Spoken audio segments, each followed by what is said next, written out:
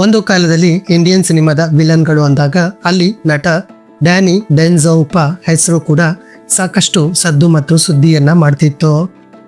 ಅದರಲ್ಲೂ ವಿಶೇಷವಾಗಿ ಈ ನಟ ಬಾಲಿವುಡ್ನಲ್ಲಿ ಹೆಚ್ಚು ಜನಪ್ರಿಯತೆ ಮತ್ತು ಬೇಡಿಕೆಯನ್ನ ಪಡ್ಕೊಂಡಿದ್ರು.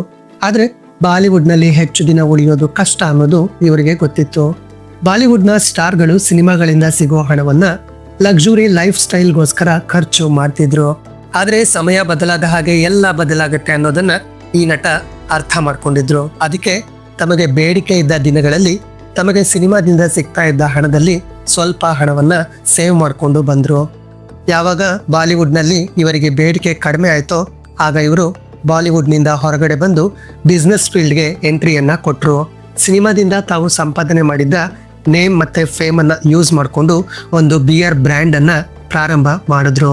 ಇವತ್ತು ಭಾರತದ ಟಾಪ್ 3 ಬಿಯರ್ ಬ್ರ್ಯಾಂಡ್ಗಳಲ್ಲಿ ಇವರ ಬಿಯರ್ ಬ್ರ್ಯಾಂಡ್ ಕೂಡ ಇದೆ ಅನ್ನೋದು ಅವರ ವಿಶೇಷತೆ ಆಗಿದೆ. ಸೊ ಇದರಿಂದ ನಮ್ಗೆ ಏನ್ ಗೊತ್ತಾಗುತ್ತೆ ಅಂದ್ರೆ ಕಾಲಕ್ಕೆ ತಕ್ಕ ಹಾಗೆ ನಾವು ಬದಲಾಗಬೇಕು ಮತ್ತೆ ನಮ್ಮ ಲೈಫನ್ನ ಸೆಕ್ಯೂರ್ ಮಾಡ್ಕೊಬೇಕು. ಇಂತಹ ಇನ್ನಷ್ಟು ವ್ಯಾಲ್ಯುಬಲ್ ಕಂಟೆಂಟ್ಗಾಗಿ ಮಿಸ್ ಮಾಡದೆ ನನ್ನ ಯೂಟ್ಯೂಬ್ ಚಾನಲನ್ನು ಸಬ್ಸ್ಕ್ರೈಬ್ ಮಾಡಿ.